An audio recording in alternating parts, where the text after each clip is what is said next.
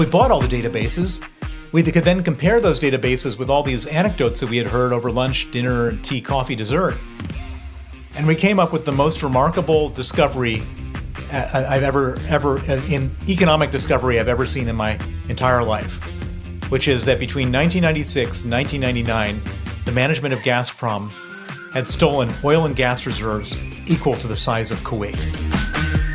Hi, everyone. Welcome to another edition of My Life in Four Trades. Joining me today is Bill Browder, CEO of Hermitage Capital and head of the Global Magnitsky Justice Campaign. Enjoy the conversation. Hi, Bill. Welcome to My Life in Four Trades. Great to see you.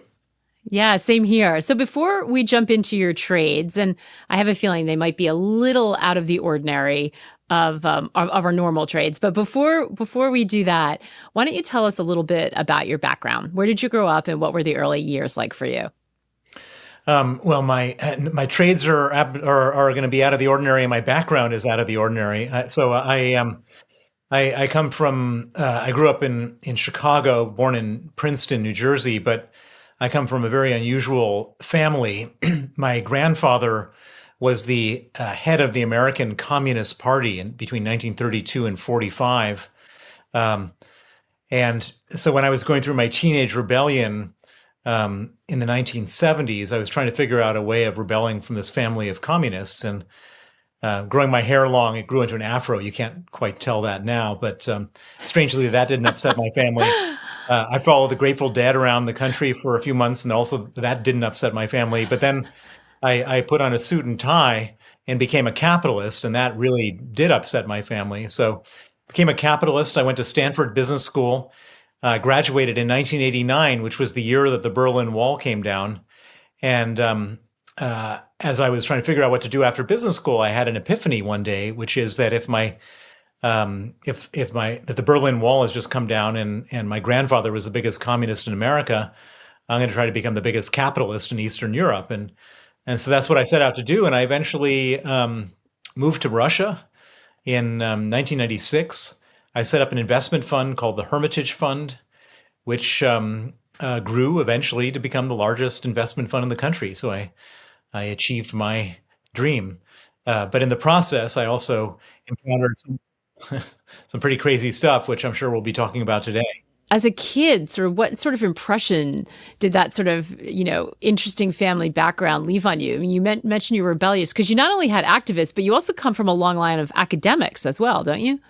Yeah, so my grandfather was the communist, and my father and his two brothers, they all became mathematicians, so my grandmother was Russian. She was a Jewish intellectual, and there was no higher calling for a Russian Jewish intellectual than for somebody to go into sciences, and within the sciences there was no higher calling than to be a theoretical scientist, and mathematician was the top of the heap, and so they all became mathematicians. My father skipped high school, went to MIT at the age of 14, finished when he was 17, and then went to Princeton and got his PhD in mathematics from Princeton by the time he was 21. And so it was, and so my brother followed in his footsteps, went to the University of Chicago after skipping high school at the age of 14, Phi Beta Kappa in physics by 17. So this was the family I came from. And so you can understand why I had sort of a need to rebel, because, there's no way that, I just was just a normal person. I wasn't doing any of this skipping high school. And so I needed to find some way of distinguishing myself. And so I set out on a completely different path. Your first trade, you call one of your worst, and that's going to Russia in 1992, right after completing your studies in Stanford, instead of going to work at a firm like all of your other friends. So that's definitely going to be hindsight. But take us back to that time. What were you thinking? What did you hope your Russia experience would be? It looked like you were sort of, it was like a gold rush, right? You were going to go find your fortune and define yourself. I moved to Russia in 1996. This was at the point when Russia was just beginning its privatization program. So Russia, before the Berlin Wall came down was part of the Soviet Union. As a Soviet Union, it was a communist country. Everything was owned by the state. The state set the prices, set the salaries. Everyone was equal, et cetera. And the whole thing was bankrupt. It didn't work. Nobody worked. Everyone pretended to work. It was just a terrible, terrible economic experiment that didn't work. And so after the Berlin Wall came down, after the Soviet Union collapsed, and after Russia became an independent country, one of the things that they declared was that they were going to create capitalism. Now, how do you create capitalism? Well, the one thing they did was they decided they were going to give away all state property away effectively for free, one way or another, to the people.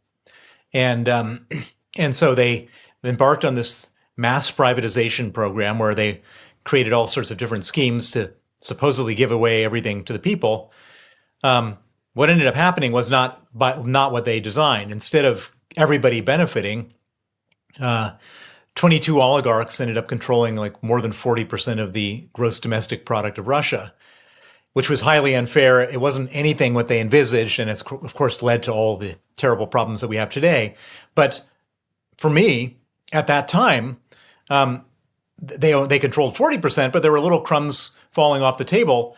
And effectively, by giving everything away, the government created a sort of chaotic market situation. But the valuation of the companies that they had put out there, the oil companies and gas companies and electricity companies, was like at a 99.7% discount to the price of comparable companies in the West. And so you could buy, Gazprom or Lukoil at, pennies per barrel of reserves when these companies, if you were to buy the same type of companies, Exxon, BP, whatever, Shell, they would trade at $20 per barrel of reserves. And so it was really, truly like the gold rush. And you didn't have to have that much imagination. People sometimes ask me, they say your father was a mathematician. You must have been really good at math. Well, the only math that I had to do was simple division. You divide the market cap of the companies by the number of barrels of oil reserves, and you get up this unbelievable discount. And so then the only question is, will they let you keep it or not? Because if they take it away, it's worth zero. But if they don't take it away, it's probably worth 10, 20, 30, 40 times the amount of money that you invested. And, I didn't have any specific insight, but I just said, probably there's a 50% chance they take it away and we walk away with zero. And there's probably a 50% chance that you make 10, 20, 30, 40 times your money. And I thought that was a pretty good bet. And so I went around and set up this investment fund, and I told my prospective clients, I said, look, take 1% or 0.5% of your money and try this. If it doesn't work, you lost 0.5% of your money, maybe 1%. If it does work, maybe it turns into 20% of your net worth, which would be meaningful. And that was a compelling argument for a lot of people, and that's what was the basis for my business and my investment fund. So it's very much like prospecting. I mean, it's kind of frontier, right? And you're kind of in the middle of this huge change. What were your initial impressions of Moscow like? I assume you lived in Moscow. When you got there, did you speak Russian? Did it seem like an exciting time? Did you think this is so different from what I'm used to? Like, what did you think? You're very young. I mean, you just out of Stanford, right? Yeah, I mean, I think I moved there when I was like 28 years old. It was total dangerous chaos. People were getting killed left, right, and center by criminals. I mean, everybody, people ready to kill for $5,000, and there's a lot more than $5,000 sort of sloshing around in these markets. But it was also really exciting. I mean, you literally could buy something on a Monday and then have it be worth 5, 10 times on a Friday. And I was not playing with small sums. My fund started with $25 million and grew from there. And so it was really, I mean, just like the gold rush. And the great thing about it was that when I got there, nobody knew anything more than I did about how to invest. It wasn't like there was a bunch of 55-year-old men who had been around for 30 years, sharpening their knives and their skills and having to work your way through some ranks. There's an expression, in the land of the blind, the one-eyed man is king. And, I showed up there and had one eye. And just by being on the ground and being one of the few Westerners who had bothered to show up there and like do the basic math and homework, I had this unbelievable competitive advantage. And so it really was sort of fast forward in terms of life, responsibility, and success at a very young age. Yeah. Did it feel the time is often referred to as, the wild 90s from Russians themselves. Did it feel like that? You talked about it being dangerous, but was there also, after all this time in communism, this sort of, wealth and all of what we think of in the kind of any roaring period for our country? Did it feel like that? It was totally nihilistic. I mean, it was. I mean, there was a very dark side to the whole thing, which is that it was very exciting to be a business person there, but it was also very terrible to look at how this new capitalism was affecting the average Russian.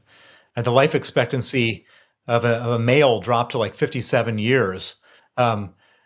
Professors had to become taxi drivers. Nurses became prostitutes. The art museums sold the paintings right off the walls to anyone who would buy them. It was just nihilistic chaos. No rule of law. No rule of law, no institutions, no police. I mean, it was, and it was very hard for almost everybody there. And in a certain way, the chaos of the 1990s, this was the period when Boris Yeltsin was president, it created this opportunity for a very small number of people to get very, very rich. And most everybody else suffered profoundly, the most profoundly, just nothing there was no food, there was no safety, there was nothing. And it was hard to feel anything other than, really sadness and disgust for the Russian government and the way that they were set up this thing for the people. And sort of everybody in Moscow, myself included, was like longing for somebody to come in and fix the situation, to take away this power from the oligarchs and bring it back to normal. And that was the feeling that everybody had in Russia. Did you consider leaving, like when you saw that this was going on? Because, it wasn't just like 1 year and then there was a solution. This went on for quite some time. Well, I mean, so my reason for being there was to be an investor. My logic as an investor was that, yes, it's terrible, but if it goes from terrible to bad, then you make a lot of money as an investor. And so, and I thought that Russia was on a trajectory from terrible to bad, and it was. It was, and so it kind of couldn't stay the way it was. Because it was just too terrible. So it didn't have to become like Sweden or Canada. All it had to do was just go from like Nigeria to Brazil, and my securities would be worth a lot more money, and Russians would probably be a lot happier. And that's what I was there for, and that's what my big bet was. So we talked about that being your worst trade, but we're just going to put that off on hold, because I think we can circle back at the end and discuss why it turns out to be your worst trade. Because for the moment, it's kind of your best and worst trade, because there is this, even though it's against the backdrop of it being very dark, you're doing very well. And so I think that takes us to your second trade, which is one of your best, and it's very specific in 1997, Sedanko Russian Oil Company. So sort of give us the backdrop, or set the scene for us. You've been in Russia, for several years now. How did you get involved in this trade, and how successful were you at this point? The oil companies of Russia were trading at this unbelievable discount to the oil companies of the West. That was the basic premise. So I set up on the ground in Moscow, and I discover something even better than that, which is that most investors only had access to one or two Russian oil companies, which were the ones that were researched by the brokerage firms that were set up in Moscow. They decided to do research on the shares that had the most free float, that were trading the most, because they could make most commissions by buying and selling those shares. But there was many more than two oil companies. There was like 30 oil companies in Russia. And so because I was on the ground, I wasn't reliant on anybody. I started to go around and visit them. And so I start to visit these oil companies, and I come across this one oil company called Sudanco. And Sudanco was very similar to Lukoil, but in terms of the amount of oil they produced and the and all the sort of general features of it, but traded at a 90% discount per barrel of reserves to Lukoil. So Lukoil's trading at like a 99% discount to the Western oil companies. And I found something that's 10 times cheaper than Lukoil. Why was it cheaper? Well, there was not a whole lot of free float. Only 4% of the shares traded on the secondary market. 96% of it was held by one Russian oligarch. So nobody bothered to do the research. But I said, well, wait a second. This is not that different from Lukoil. It trades at this enormous discount. I went and poked around the company as best as I could to see if there was some problem or some like big red flag that made it trade at this discount. And it just didn't make sense. And so I bought Sudanco, and I think I put $11 million of my fund into Sudanco, which was a lot of money for me at the time. And then I started telling everybody about Sudanco, and people said, "Wait a second, So it started to rise in value, and then the most interesting thing happened, which is that BP, British Petroleum, wanted to also invest in Sudanco, and so they negotiated a deal with the majority shareholder, this Russian oligarch, to buy 10% of Sudanco at 10 times the price that I had invested in. And so my $11 million turned into more than $100 million. And this was at the very beginning of my career. This was like almost the very beginning of my fund, at a time when making $100 million was just like, I mean, now you read these numbers, you want on Bloomberg or whatever, and $100 million is not a lot of money. But back then it was just the biggest amount of money ever. And it completely put me on the map financially. I had a 20% profit share of my fund, so I was going to make 20 million of that. My performance of my fund made my fund the best performing fund in the world in 1997.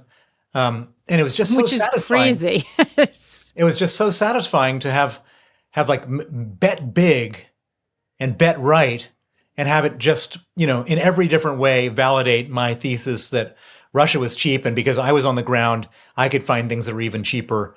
And so I just felt so good, and my investors were so happy with me, and everyone was patting me on the back, and I was, counting my winnings, and it was just all so good. And then all of a sudden, I discovered the first really dark experience that I've had in Russia, which is that the majority shareholder, a guy named Vladimir Potanin, he was the guy who owned 96%. He sold 10% to BP. For some reason, he wasn't sort of licking his lips with satisfaction about how he had made 10 times his money selling to BP and still having 86% left. Somehow it just bothered him to no end that I made all this money. And he just couldn't get over it. And there's this famous Russian proverb. It's about a magic fish. And so let me just tell the story really quickly, because I think it demonstrates what happened here. So the story is about some villager comes across this magic fish, and the magic fish jumps out of the water and says, "Congratulations, you found me. I will give you any wish you desire." And the villager says, "I'm thinking about like maybe a pile of gold, or maybe a castle, or a big ship to sail the high seas." And the fish interrupts the villager and says, "There's one caveat. Whatever I give you, I got to give two to your neighbor." And at this point, the villager said, "Well, then it's real simple. Poke one of my eyes out." Because he wants the neighbor to have two of his eyes. Gosh. This is a real Russian proverb. That is brutal. And this is how Russia is. It's like, the people don't worry about their own success. They just don't want their neighbor to be successful. And so it just bothered him profoundly that I had made all this money. And so he organized a share issue in which they were going to increase the capital of the company, issue a whole bunch of shares, sell it to themselves at a huge discount to the market, and effectively steal like 75 or 80 million dollars of the 100 million dollars that I made. And this guy was a Russian oligarch, one of the biggest Russian oligarchs, one of the most powerful Russian oligarchs. So I'm sitting there, and my entire success has now been completely destroyed. He wants to take away all of the stuff. He wants to, and not only that, but it would ruin my reputation. My business would probably collapse. I would fail. I would have to leave Russia with my tail between my legs. And so I had to make a decision. What am I going to do? And I decided that I was going to fight him. And nobody had ever fought an oligarch before, and I didn't really know how. And so I gathered up my team, and we made made a war room in our conference room, put up white paper on the wall, and I said, we need to come up with ways in which we cause this guy economic pain every day. We need to do 3 things a day to cause this guy economic pain, or we haven't had a successful day. What are some good ideas? And we sort of filled up the wall with ideas, and we got to work. And the first thing I did was I went to the all the other investors, all the other Westerners who had done business with this guy, who were doing business with this guy, and shared with them a PowerPoint presentation showing how he had just ripped us off, and said, "You're next." And they all started calling up. And these were big names, Soros and Harvard University Endowment and all sorts of big financial institutions. They all called him up, and they said, you can't do this. This is just not how things are done.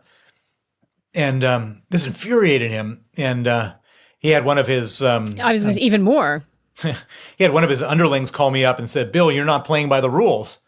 And I said, "Well, if you think I'm not playing by the rules now, wait till you see what I'm going to do next." And by the way, at this point, I had hired 16 bodyguards. I had a lead car, a lag car, a side car, everyone fully armed, a guy with a submachine gun sitting in my living room.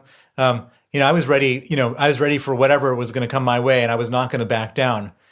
And so the next thing I did was I went to the media, and I got the Financial Times to write a big story about how he was ripping us off, and they were looking for a big oligarch story. And so they write this story, and he becomes even more infuriated, and he holds a press conference, and he says, "Bill Browder is a terrible investor. His clients should take their money away from him immediately. He should have known I was going to do this to him." At this point, there's every newspaper starts to write about it. And at the time, there was a securities regulator that hadn't ever regulated a single security law. But I created such a scandal that he was forced to step in. And after a couple more big articles, he canceled this dilutive share issue, and I went back to being whole. And I beat an oligarch, and I survived. And that created several things. One is it got me back whole financially. But secondly, it gave me a sense of confidence, and which we'll talk about what it did to me later, to start doing this again. Did you feel at that point that it was the Russian oligarchs that were kind of poisoning the system and behaving badly, or did you see this as a problem throughout the government as well, as a sort of state problem? Well, at that point in time, it was an oligarch problem exclusively. The oligarchs controlled the state. The state didn't function the way a normal state functions. The oligarchs controlled everything.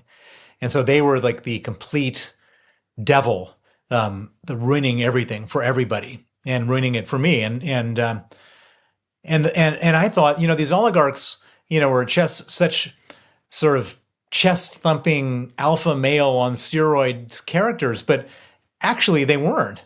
When push came to shove, they were not omnipotent. And so I decided to, go for another one. Why not take that win and leave? It's like anything else. Once you've tasted the, forbidden fruit, you want more. I thought, if I can beat this one, I can beat another one. And so I I wanted more. I was feeling very kind of powerful and I guess greedy. And so, and I wanted to do something bigger and better and more profitable and more dramatic. So now you're high profile, and your third trade is your best and your worst. It's actually your third and your fourth, because I think it's really a turning point for you, and that is when you took on Gazprom in 2005. So you do it again after Sedenko, and this time your target's Gazprom, presumably a bigger target. So Gazprom was a much bigger target. Gazprom is the largest company in Russia, the largest oil and gas company in the world by a factor of 10. Gazprom in 1999 traded at a 99.7% discount to Exxon per barrel of hydrocarbon reserves.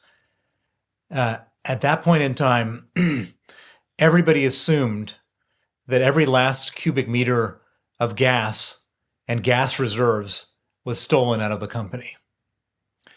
And so I decided to do something which had never been done before, which is a stealing analysis of Gazprom. So how do you do a stealing analysis of a Russian company? You don't go to the management and say, excuse me, sir, can you tell me how much money you're stealing? Because they wouldn't answer that, and they might do some other terrible things. Nor could you go to the investment banks that were set up in Moscow and ask them, because they were so busy trying to get paid work from Gazprom, the last thing they wanted to do was say anything negative. And so I came up with an idea, which was to make a list of all the people I thought might know about the stealing.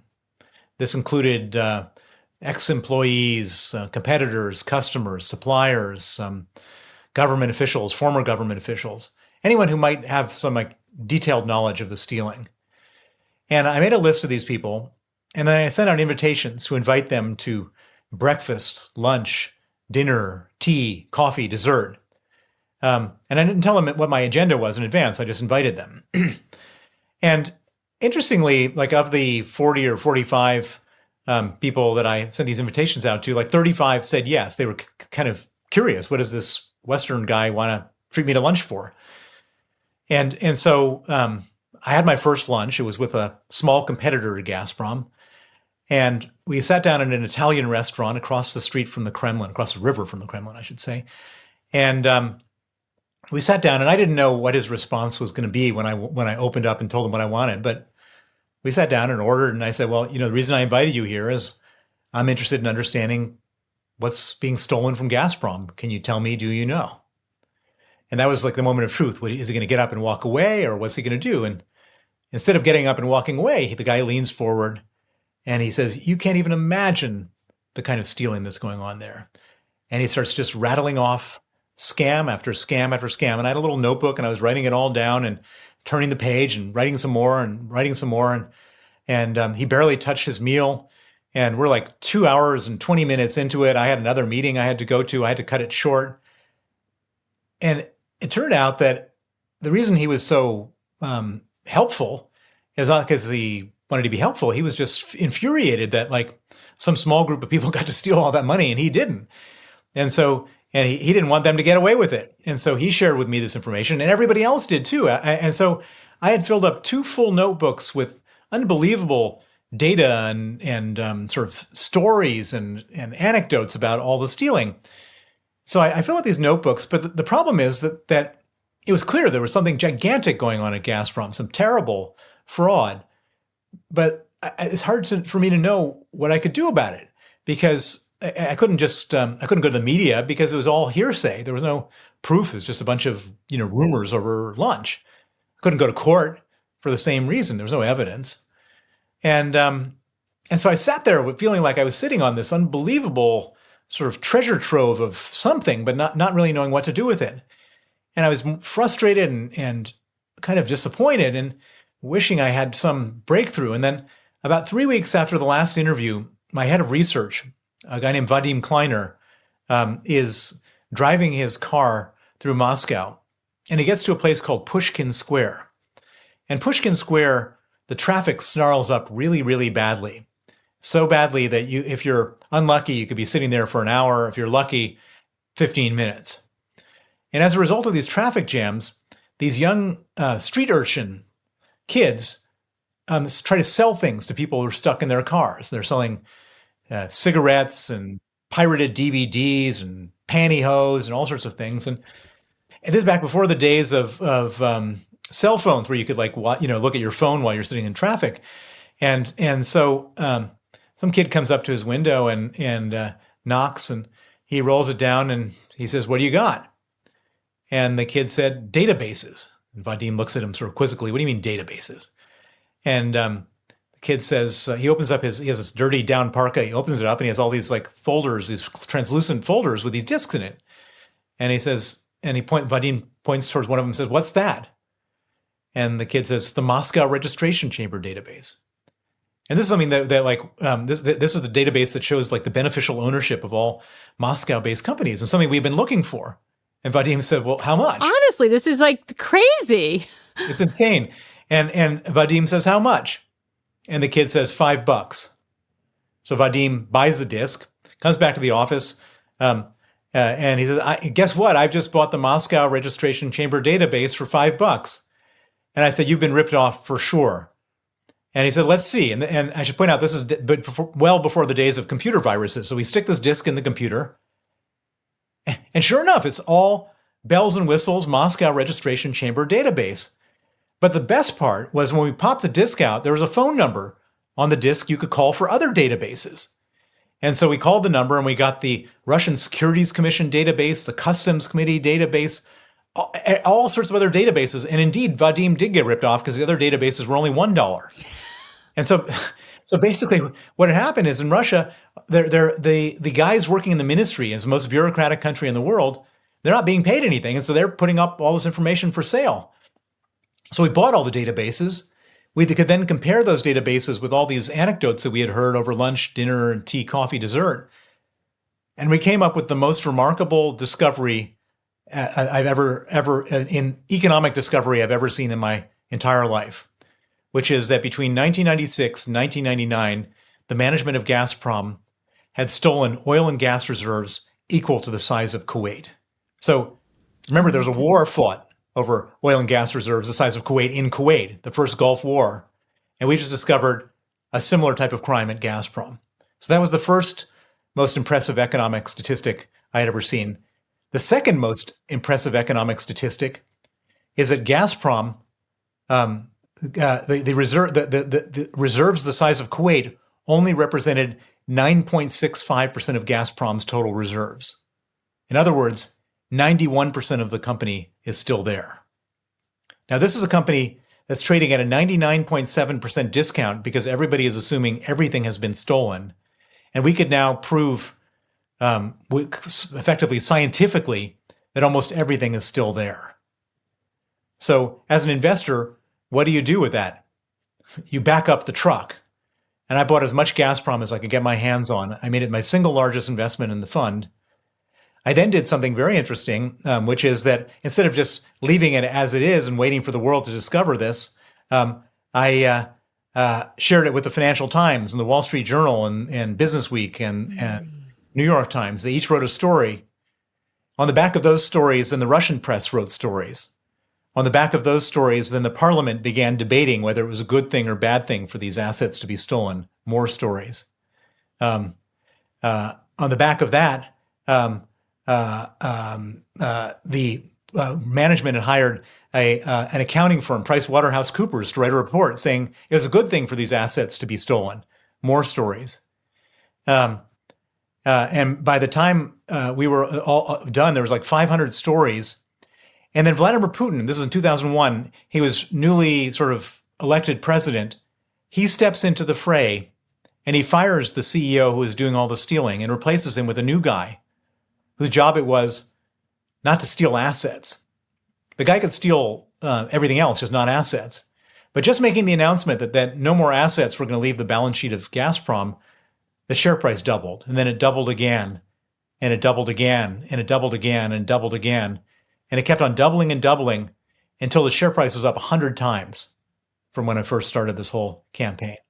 100 times. And this was my biggest investment. It's not some micro cap, venture capital thing. This was the largest company in Russia, 100 times. It was, I made billions of dollars. It was just the most unbelievable trade of all trades. Not just my best trade, but anybody's best trade. It was just unbelievable. But there's a bad part of the story, which is my either third or fourth, depending on how you want to define it.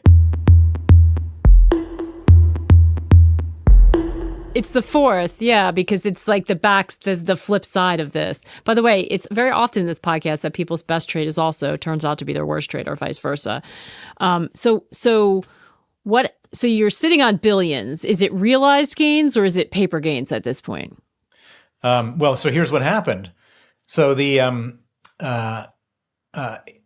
people who were doing all the stealing that I was exposing, and by the way, I kept on exposing the stealing, not just that year, but after the new guy came in, and the people who were doing the stealing started getting really angry with me, and so in November of 2005, after I'd been living there for 10 years, and I was now sitting on a fund worth $4.5 billion.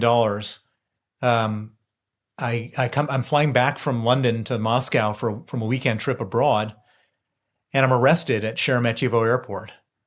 They arrest me. They put me in the detention center of the airport. They keep me there overnight, 15 hours. And then they deport me the next day and declare me a threat to national security.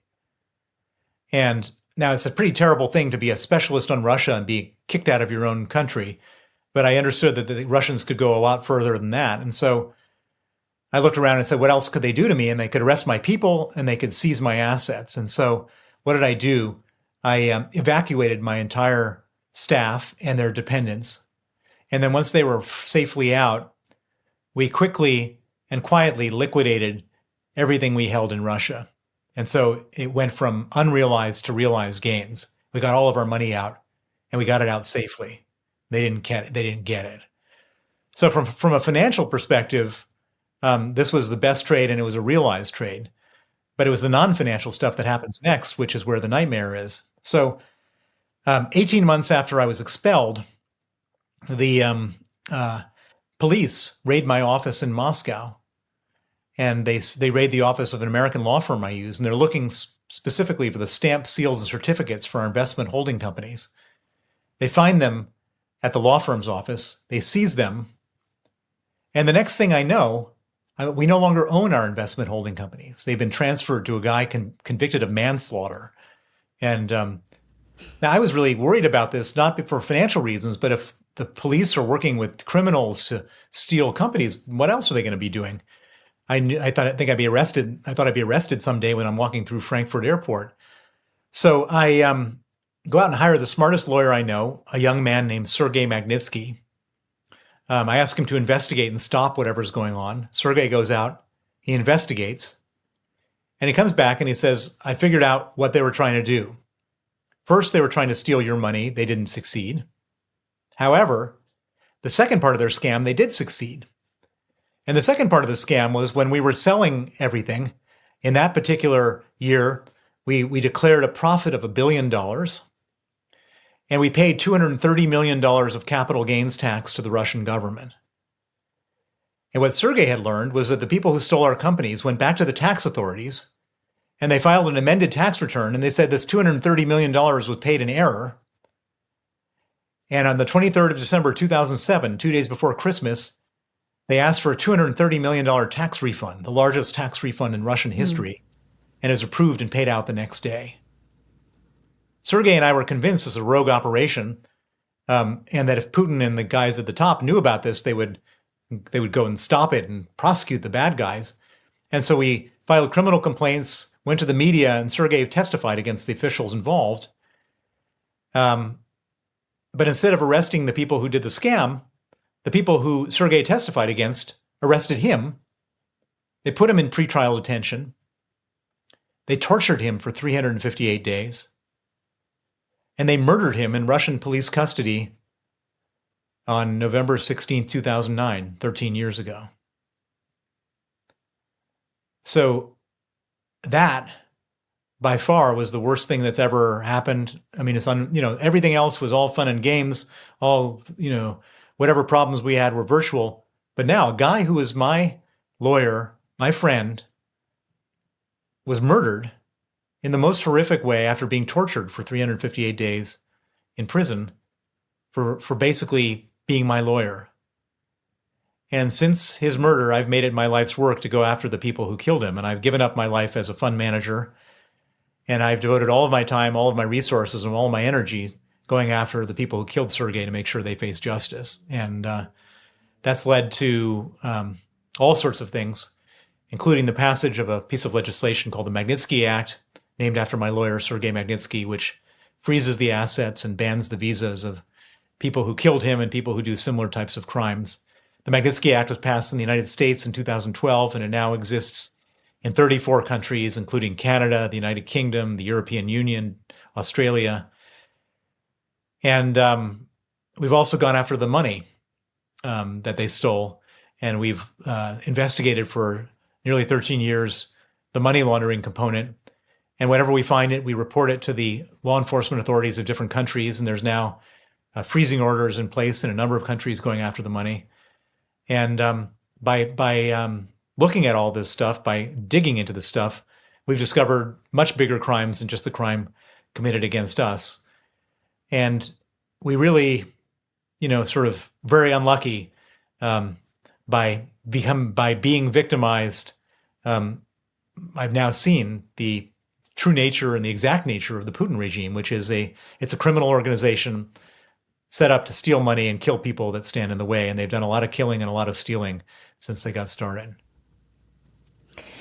It's just, I think it's hard for anyone who hears that story, and we've spoken about it before, to wrap your head around the sort of magnitude of that.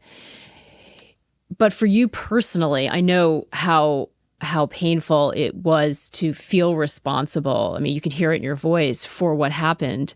At the time, the way you described you're dealing with the oligarchs, and it was difficult. It was people were stealing. It was chaos. There were criminality. But it sounds like you did not expect this. No. So basically, it went from highly disorganized crime to highly organized crime, organized under the auspices of the president of the country. And nobody is immune from the organized crime that exists in the Putin regime. And it's just truly pernicious, evil, and murderous. And Sergei's story is only unique in one respect, which is that I've been going around the world telling it to anyone who will listen. I've written 2 books about it. I've gone on, hundreds, if not thousands, of news shows and lectures and podcasts telling the story. I've met with government officials and politicians in most every country. Everybody knows his story, but it's not unique. His story is just one of hundreds of thousands of stories of hostage taking, of violence, of death, of torture, to steal money. And the really sad part about it is I've been telling this story, trying to use this story as a way of waking people up to what Putin is really all about. And nobody wanted to really hear it. I mean, yes, they did in the sense they passed the Magnitsky Act, but so many governments just wanted to continue to treat Putin as if he was a normal head of state, to continue to buy gas from Russia, to go to the World Cup, to take Russian investment in deals in the West. And in doing so, and in looking the other way as Putin did this type of crime and many other very much more visible crimes like invading Georgia, taking Crimea, bombing Syria, we basically set the framework and the ground to give him the encouragement, effectively, to do what he's doing in Ukraine right now. And that's the really tragic part of this whole story. But I want to circle back, if we could, to the first trade, the going to Russia, because it didn't make sense when we first started the conversation why that was a bad trade. But Yeah. people ask me, and they say, what would you have done differently, Bill? And my answer is that once I got locked into the whole situation in Russia, of seeing the corruption, I wouldn't have stopped fighting the corruption. When we discovered the crime, I wouldn't have not exposed the crime. if when Sergei was killed, I wouldn't have not fought for justice. But the one thing that I would have not done is if I could have done it all over again. When I graduated from Stanford, I could have stayed in California where, who knows, maybe I'd be much richer right now and nobody would be trying to kill me and Sergei Magnitsky would be still alive and I'd have a pleasant and gentle life dealing with people where the worst thing that happens is, you disagree with each other about a marketing plan or something. But instead, Sergei was killed. Other people have been killed as a result of this story. They've tried killing other lawyers that worked for us. They've tried poisoning one of my Russian allies. I mean, it's just the most horrific thing. And I would gladly not have done any of it, not made any of the money, if I could have somehow, have avoided that. That's the hard question I was going to ask you when you look back at this. Do you think that you were lured by the money? Did you make a deal with the devil because there was so much money involved? I mean, yes, you were flagging corruption, but you were making a lot of money off it. Do you think that blinded you to the danger? No, I think that once I saw the corruption, it wasn't a matter of money or not money. I mean, money was the, it's my responsibility looking after my clients. It was my reason for challenging the corruption was that it was just so horrible. And it was unfair, unjust, and disgusting. And I just couldn't do nothing about it. And that's just who I am. I couldn't sit there and look the other way and effectively looking the other way is supporting it and being part of it. And I just couldn't do that. Or you could have left, right? You were there for a really long time and you had other good trades. You could have left at any point and said, this is too much. Once you get to the place like that, I was looking, I had responsibility for thousands of clients and I couldn't just leave. I mean, that didn't feel like an option to me. Did you ever meet Putin in person? I've never met him. I've never met him or had any kind of conversation with him, but I think we both know each other well now. He has been chasing me all around the world, trying to have me arrested through Interpol and extradition requests, and he's muttering my name. Still to this day, by the way. Yeah. And he at the Helsinki summit with Trump, he asked Trump to hand me over. His general prosecutor after that said Bill Browder shouldn't sleep peacefully at night. I mean, these are people that are really bad people. You don't really want to be on the other side of, who are furious with me. And they're furious because I went after the thing that they value most, which is their money. And they're ready to kill for money, and have somebody try to take that away from them is just the most unforgivable sin in their minds. And we've seen them reach across into England, into many countries, and there mysterious things have happened. How do you live with that pressure that they're still after you? Well, I've been living with it for almost 13 years now, and you kind of find ways to adjust to it. I mean, I guess some people would have, imploded, but I found a way of I've got to be careful. I have to take precautions in a lot of different ways, but I've also found a way to live with it. And, in a certain way, I look at the Ukrainians right now and I wonder how people can carry on trying to have normal lives in Kiev when a bomb could drop on them at any moment. Everybody just, takes their circumstances and tries to do the best they can. Do you feel like people see Putin the way you do now? I mean, this has been a seminal event, the war in Ukraine. Do you feel like people finally understand the message you've been trying to send? They finally do. Too late, but they do. And I'm not in the wilderness anymore. People used to really not like me. I go to Davos, the World Economic Forum, and Western business people wouldn't invite me to their lunches and dinners because they didn't want to have might mess up plans to make business with Russian oligarchs. Now I think I'm okay. People are happy to see me now because everybody says you were right.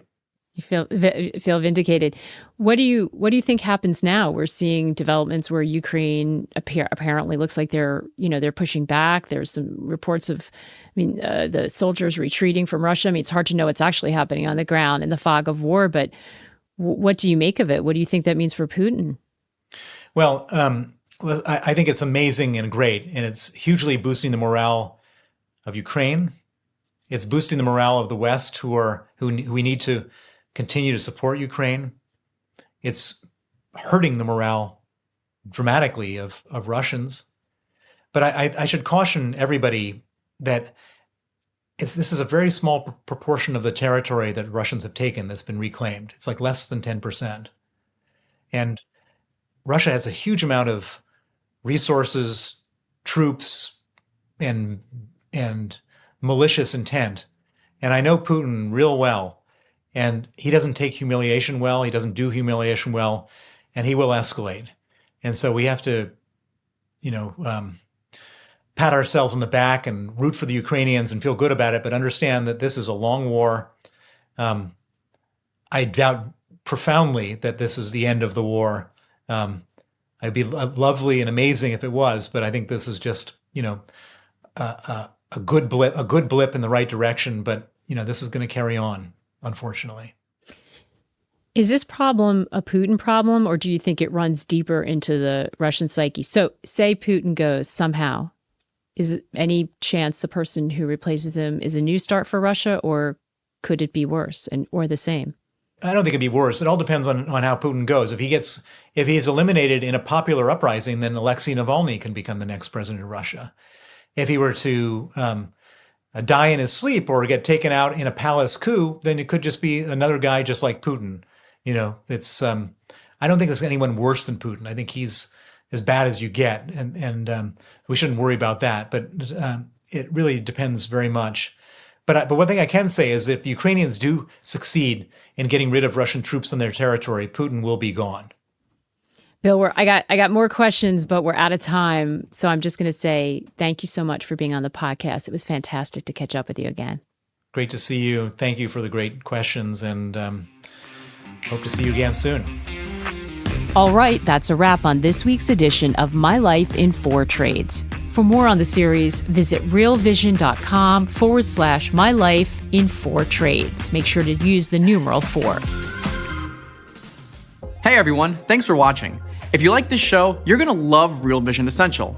At Real Vision, we talk to the most successful investors in the world and deliver videos that make finance interesting. It's all about helping you become a better, more confident investor.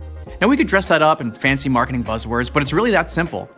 Oh, and right now, you can join Essential for $99 for a full year instead of the usual $239. Visit realvision.com/essential99 to join the Real Vision community. That's realvision.com/essential99.